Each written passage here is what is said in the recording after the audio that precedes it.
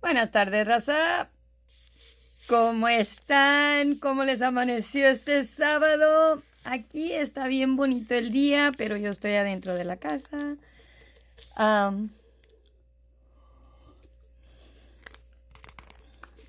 Mi día amaneció súper bien. Hello, everybody. It is the middle of the afternoon. It is a beautiful Saturday here in the south of Texas. Let me tell you, my Saturday started off with me feeding my little birdies and arguing with them. But I was drinking coffee and I was sitting here. There has been so much going on in the last couple of days. And sometimes you just gotta sit back and just laugh. You know, there's people that do things and you just say, wow.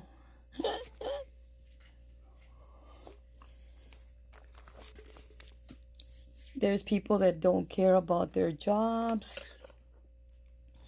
and they do things they're not supposed to at work.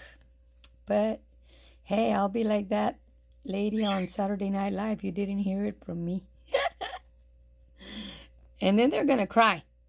I didn't think it was gonna be that bad. I didn't think it was gonna go that far. You know, social media can be a double-edged sword sometimes, and sometimes you put up with a lot. You know, you do. People are gonna be there backstabbing you any way they can. I remember when I started TikTok, my teeth were kind of bad.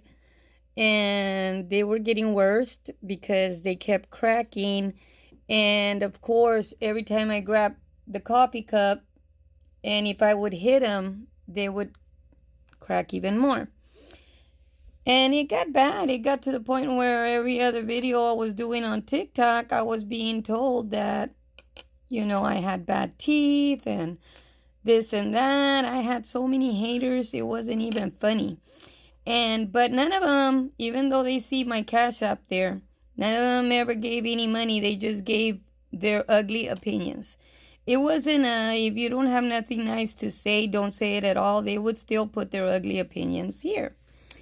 So something happened and I came across some money. So I went and got my teeth fixed. See? And, you know, and it's like, I fixed my teeth and then they found something else that they wanted to argue about or fight about or be nasty about, you know, and it's like, you're never gonna satisfy everybody. Each individual family has their own problems and they know how to try to resolve their problems without outside interference. But these haters can hate so much that even when you're in public and they know that you have a platform, they will be taking pictures of you or taking videos of you or calling people to their jobs so that those people can take videos of you or doing other things that they're not supposed to be doing at their jobs. You know, there's such a fine line between you just cross the line of invading somebody's privacy even though they're in public. You know, and it's like when you share stores videos and store security without the proper authorities asking you for anything, then you're invading somebody's property, private space, even though they're in your store. Especially if you don't own it, my gosh. But they still don't want to own what they did. And that's okay. The proper people will take care of it at the proper time. Because the weekend crossed over. And I'm just here to say, hey, I'm just an outsider looking in, even though I was inside the car. And I know what was going on. And, you know, a lot of people don't like my tone and candor. And a lot of people do not like my sister's tone and candor. Because our tone and candor automatically carries authority. Our tone is loud. And if we want to lower our tone to please everybody, then we're going to have a problem breathing. Our lungs cannot handle our voice getting lowered because our lungs have always put out that much air for our voice to carry the authority that it does. And that's hard to understand for certain races, and I'm not being racist, but I worked 15 years at Sears, and I used to give customers away even though I was commission sales. As soon as somebody would tell me, can you lower your voice? I would say, give me a second and I will find you somebody with a lower voice than mine, and lose the sale. But I want you to sell me this. No, you don't. You're asking me to lower my voice. And it's not that I'm not willing to lower my voice. It's I can't lower my voice. If I lower my voice for a whole hour while you're shooting the breeze here in the store, my lungs are gonna hurt. I would rather lose the sale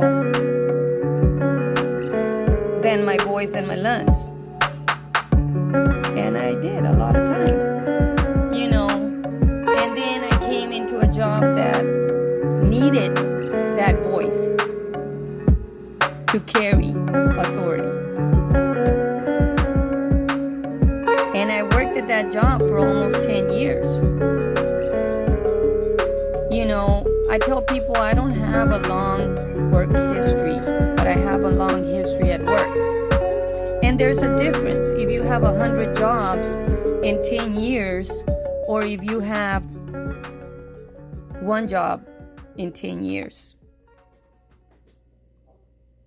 You know, there's people that are always changing jobs. There's always haters at their jobs. There's always this and that at their jobs.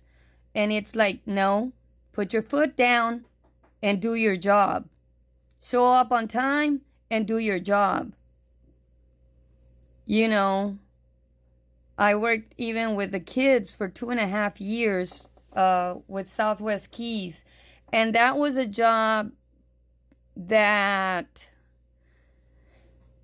was kind of hard when all the kids were up because I did have to lower my voice. And most of the time, I was put in places where it didn't matter because it was like an hour outside. The kids were still playing before dinner, and then they had to get ready to go to sleep before 8:30. So it was like a very short amount of time where my voice needed to be lowered. But if you're a hater and you're showing a video that just shows somebody standing next to a car, then, and you can't hear anything else, and then they drop the phone a couple of times, and then you see that person pointing the phone again at that car, and that person standing there, and you still can't hear what's going on, then, you know, you have nothing except invasion of privacy for the person that was standing on the next to the car and the person that was in the car. But that's for somebody else to decide. Y'all enjoy the rest of your Saturday.